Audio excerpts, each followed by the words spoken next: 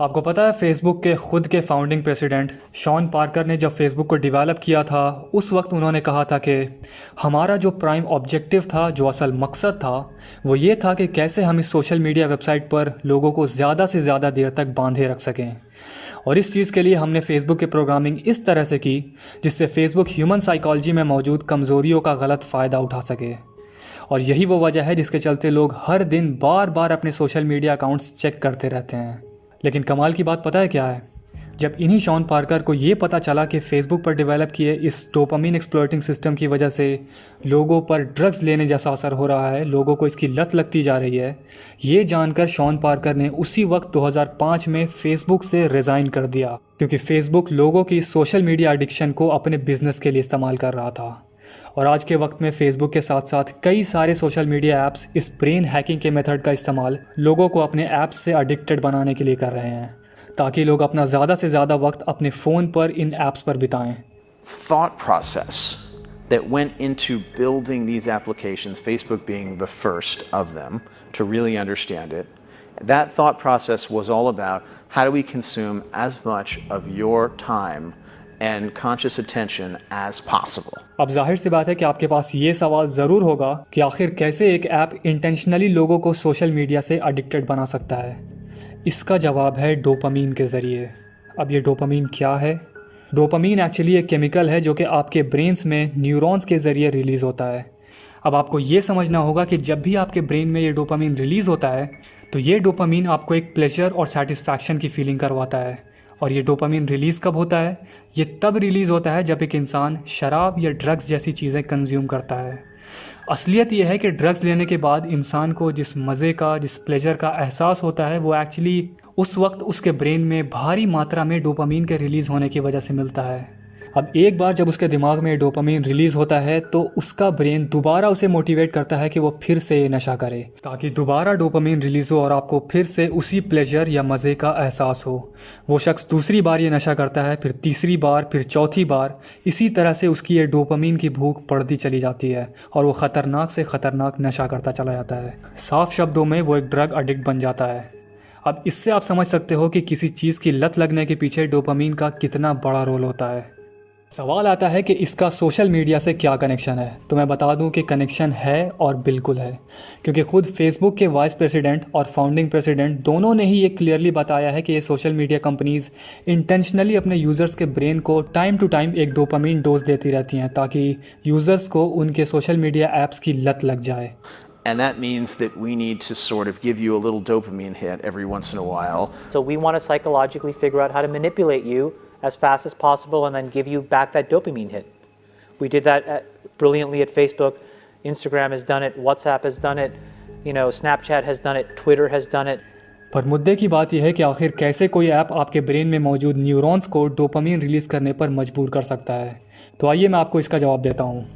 ये साल था 1980, जब कैम्ब्रिज यूनिवर्सिटी में मौजूद एक न्यूरो साइंटिस्ट जिनका नाम प्रोफेसर वुल्फ्रम शुल्ट्ज़ था, उन्होंने एक एक्सपेरिमेंट कंडक्ट किया ये जानने के लिए कि आखिर वो कौन कौन से साइकोलॉजिकल कंडीशंस हैं जिनके ज़रिए एक इंसान के दिमाग में डोपामीन के रिलीज़ को ट्रिगर किया जा सकता है। और इस एक्सपेरिमेंट में जिन बातों का पता चला वो आज इन टेक कंपनीज़ के लिए एक पैसे कमाने का ज़रिया बन चुका है। एक्सपेरिमेंट में ये पाया गया कि जब भी हम इंसानों को किसी काम या किसी टास्क को पूरा करने पर एक रिवॉर्ड मिलता है तो उस वक्त हमारे ब्रेन में मौजूद न्यूरॉन्स डोपामीन को रिलीज़ करना शुरू कर देते हैं, जिसकी वजह से हमारे ब्रेन पर एग्जैक्टली वही असर पड़ता है जैसा असर कोई नशा करने के बाद पड़ता है। और इंसानी दिमाग की इसी कमज़ोरी का गलत इस्तेमाल ये टेक इंडस्ट्रीज़ आपको मेंटली एक्सप्लॉइट करने के लिए कर रही हैं।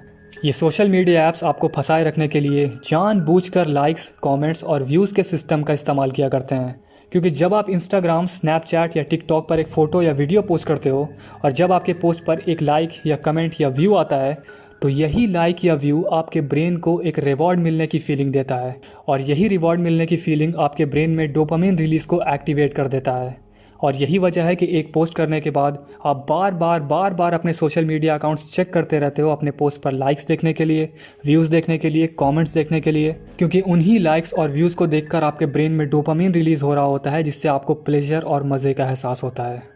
लेकिन कुछ टाइम बाद जब आपकी वो पोस्ट पुरानी हो जाती है, उस पर लाइक्स या व्यूज़ आने बंद हो जाते हैं, तब आप इस डोपामीन की आदत लगने की वजह से फिर एक पोस्ट डालते हो ताकि उस पर और लाइक्स आएँ और कमेंट्स आएँ। इसी तरह से आप पोस्ट करते जाते हो और आपको लाइक्स और व्यूज़ मिलते जाते हैं और आप इस डोपामीन ड्रिवन फीडबैक लूप में फंसते चले जाते हो। The short-term dopamine-driven feedback loops that we have created are destroying how society works. पर अफसोस की बात यह है कि इस लूप में बुरी तरह फंसने के बाद एक टाइम ऐसा आता है जब आप इन लाइक्स, कमेंट्स, व्यूज़ के लिए कुछ भी करने को तैयार हो जाते हो, फिर चाहे किसी लड़के को एक लड़की बनकर नाचना ही क्यों ना पड़े। और शायद मुझे बताने की ज़रूरत नहीं है कि ये हरकत किस सोशल मीडिया ऐप पर की जाती है, आप लोग मुझसे बेहतर जानते हो। आगे बढ़ने के साथ मैं आपको बताना चाहूँगा ट्रिस्टन हैरिस के बारे में, जो कि गूगल के एम्प्लॉय रह चुके हैं। पर गूगल में जॉब करते वक्त उन्हें जिन बातों का पता चला, उन्हें जानने के बाद उन्होंने अपनी गूगल की जॉब छोड़ दी। एक इंटरव्यू में ट्रिस्टन हैरिस बताते हैं कि सिलिकॉन वैली में मौजूद ये टेक कंपनीज जाने अनजाने में पैसे कमाने के चक्कर में लोगों की डेली लाइफ और उनके सोच और समझ पर मनचाहा असर डाल रही हैं। और इन कंपनीज का मेन गोल आपको ज़्यादा से ज़्यादा वक्त तक आपको अपने फ़ोन पर रखना है, क्योंकि तभी आप इनके प्रोडक्ट्स जैसे इंस्टाग्राम, टिकटॉक, स्नैपचैट का यूज़ करोगे और इन्हें उससे फ़ायदा पहुँचेगा। Inadvertently, whether they want to or not, they're shaping the thoughts and feelings and actions of people. They are programming people. They want you to use it in particular ways and for long periods of time because that's how they make their money. और आप यकीन नहीं करोगे, ये companies आपको ज़्यादा से ज़्यादा देर तक अपने ऐप्स पर रखने के लिए किस किस तरह की टेक्नोलॉजीज़ और कोडिंग्स का इस्तेमाल कर रही हैं। कैलिफोर्निया में मौजूद एक न्यूरो साइंस के एक्सपर्ट रामसे ब्राउन, जो कि एक डोपामीन लैब्स नाम की कंपनी के मालिक हैं, उनका कहना है कि एक सॉफ्टवेयर डेवलपर जिसे ये मालूम हो कि एक इंसान का ब्रेन कैसे काम करता है, उसके लिए एक ऐसा प्रोग्राम बनाना कोई बड़ी बात नहीं जिससे उस शख्स को किसी ऐप का एडिक्ट बनाया जा सके। और ये बात बिल्कुल सही है, क्योंकि खुद रामसे ब्राउन की ही कंपनी डोपामीन लैब इंस्टाग्राम जैसी कंपनीज़ के लिए ऐसे कोड्स तैयार कर रहे हैं जिससे इंस्टाग्राम यूज़र्स बार बार इंस्टाग्राम पर आकर अपने फ़ोटोज़ पर लाइक्स और कमेंट्स चेक करते रहें। रामसे ब्राउन ने बताया कि हमने जानबूझकर इंस्टाग्राम को ऐसे डिज़ाइन किया कि जब भी आप इंस्टाग्राम पर अपना कोई पोस्ट करते हो तो हमारा एल्गोरिदम टाइम टू टाइम आपके पोस्ट पर आने वाले 10, 20 या 50 लाइक्स को रोक लेता है और फिर हमारा एल्गोरिदम ये डिसाइड करता है कि किस वक्त इस शख्स के रोके हुए लाइक्स को एक साथ इसको दिखाना है, ताकि थोड़ी देर बाद जब अचानक से उस बंदे को अपने पोस्ट पर 30 लाइक्स देखने को मिलेंगे तो उसके दिमाग में रिवॉर्ड मिलने का एक स्ट्रॉन्ग डोपामीन हिट मिलेगा और वो फ़ौरन उसी वक्त इंस्टाग्राम खोलकर अपने लाइक्स चेक करेगा। और यही है वो तरीका जिससे रामसे ब्राउन की कंपनी डोपामीन लैब्स इस तरह के यूज़र्स को इंस्टाग्राम जैसे ऐप्स का एडिक्ट बना रही हैं। और ऐसा नहीं है कि ये काम सिर्फ सोशल मीडिया कंपनीज ही अपने फ़ायदे के लिए कर रही हैं, और भी कई इंडस्ट्रीज़ जैसे नेटफ्लिक्स बिल्कुल इसी तरह अपने यूज़र्स के ब्रेन का, उनके वक्त का एक्सप्लॉयटेशन कर रहे हैं।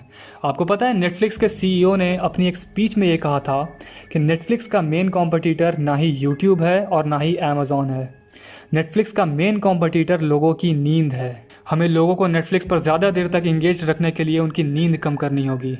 और आई थिंक अब आप समझ गए होंगे कि ये पूरा गेम आखिर कैसे खेला जा रहा है। खैर, अब अगर आपको ये वीडियो पसंद आई हो और आप चाहते हो कि मैं इसका एक और पार्ट बनाऊं, और उम्मीद है कि अब से मैं हर 15 दिन पर एक वीडियो अपलोड कर पाऊंगा, तो आप लोग चैनल को सब्सक्राइब ज़रूर कर लें।